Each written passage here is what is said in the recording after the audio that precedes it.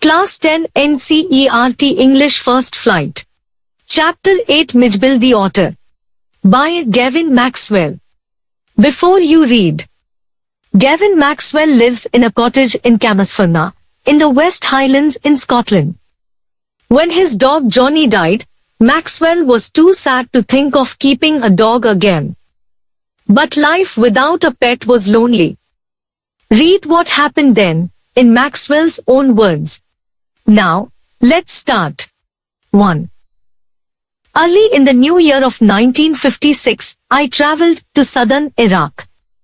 By then it had crossed my mind that I should like to keep an otter instead of a dog, and that Camasferna, ringed by water a stone's throw from its door, would be an eminently suitable spot for this experiment. When I casually mentioned this to a friend, he as casually replied that I had better get one in the Tigris marshes, for there they were as common as mosquitoes, and were often tamed by the Arabs. We were going to Basra to the Consulate General to collect and answer our mail from Europe. At the Consulate General we found that my friend's mail had arrived, but that mine had not.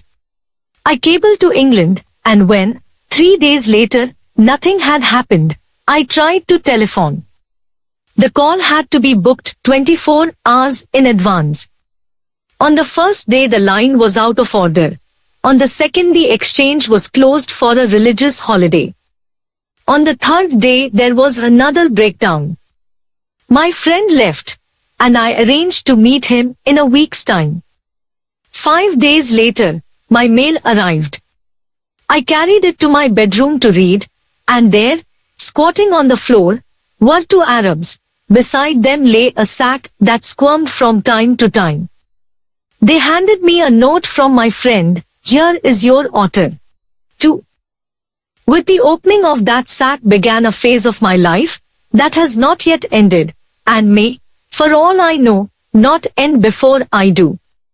It is, in effect, a thraldom to otters, an otter fixation, that I have since found to be shared by most other people who have ever owned one.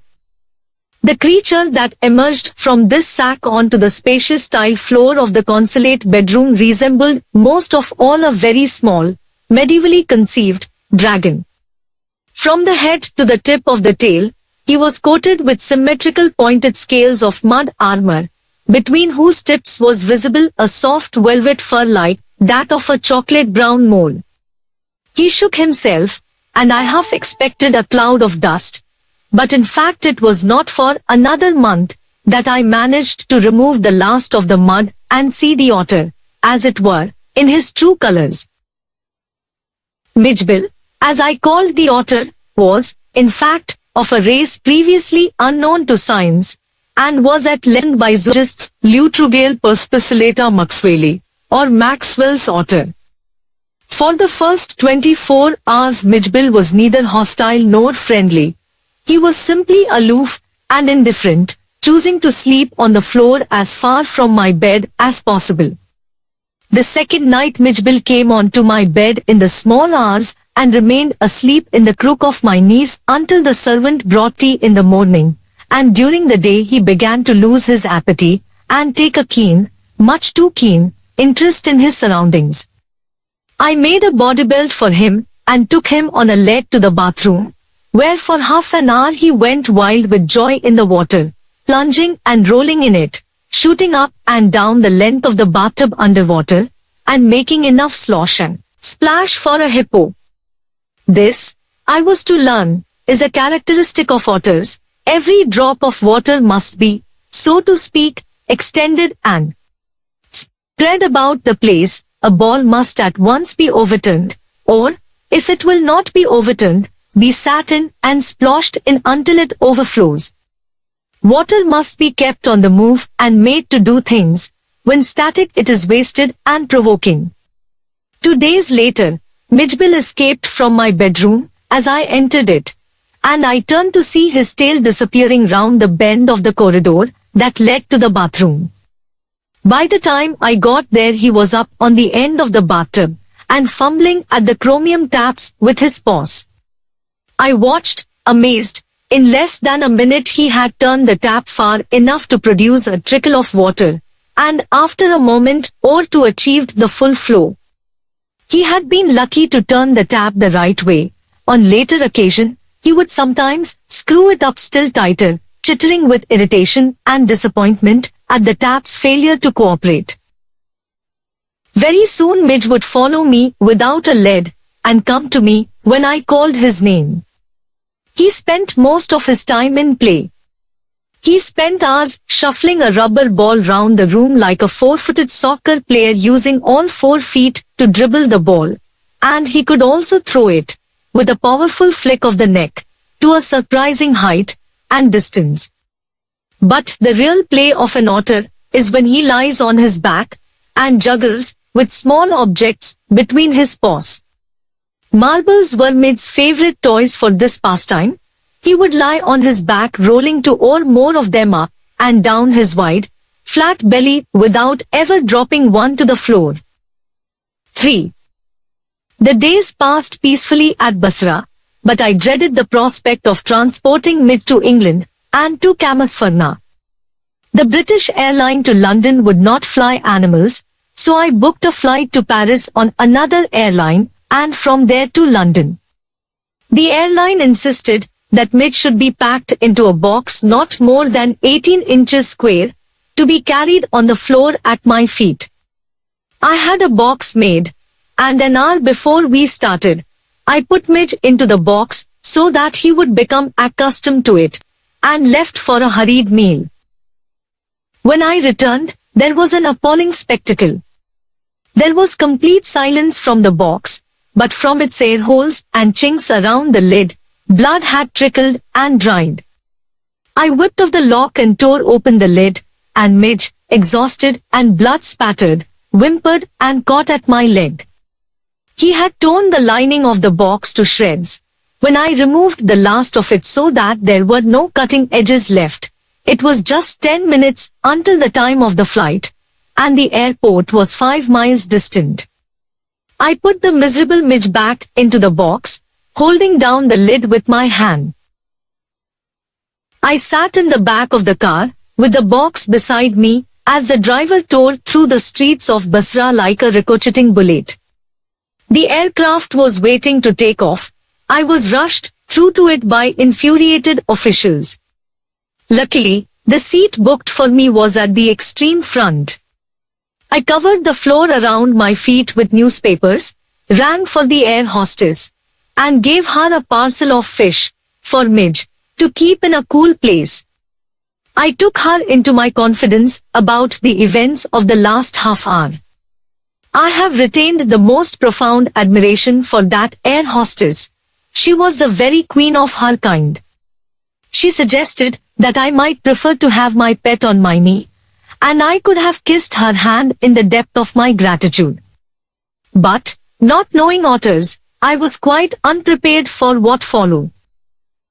Mij was out of the box in a flash.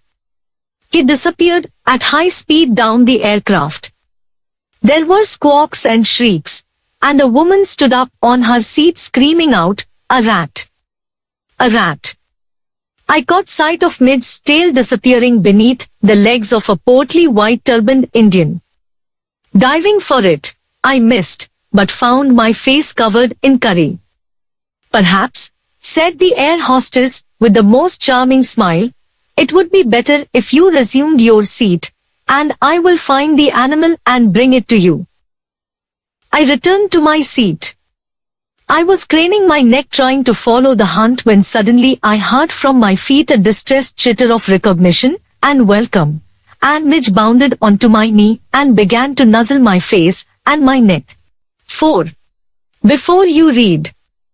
After an eventful journey, Maxwell and his otter reach London, where he has a flat. Now, let's start. Mij and I remained in London for nearly a month. He would play for hours with a selection of toys, ping-pong balls, marbles, rubber fruit, and a terrapin shell that I had brought back from his native marshes.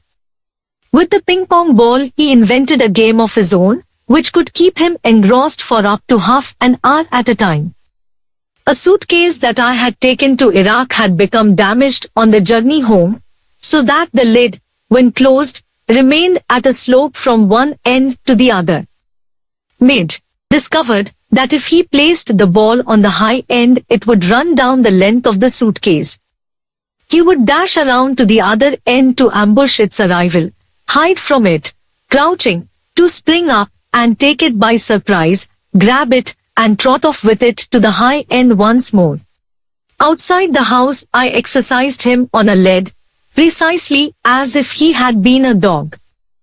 Mij quickly developed certain compulsive habits on these walks in the London streets, like the rituals of children, who on their way to and from school must place their feet squarely on the center of each paving block, must touch every seventh upright of the iron railings, or pass to the outside of every second lamp post.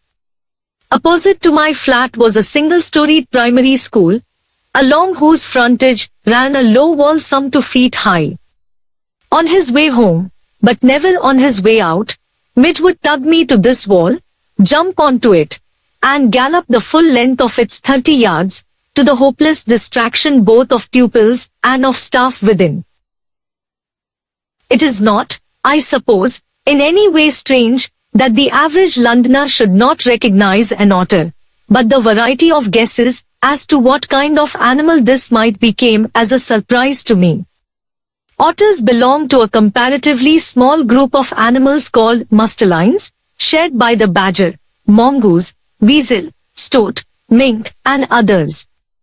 I faced a continuous barrage of conjectural questions that sprayed all the mustelines, but the otter.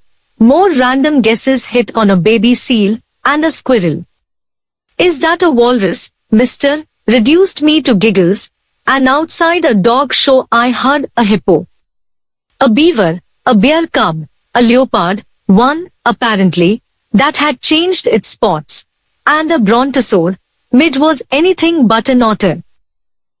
But the question for which I awarded the highest score came from a laborer digging a hole in the street. I was still far from him when he laid down his tool, put his hands on his hips, and began to stare. As I drew nearer, I saw his expression of surprise and affront, as though he would have me know that he was not one upon whom to play jokes. I came abreast of him, he spat, glared, and then growled out, "Here, mister, what is that supposed to be?"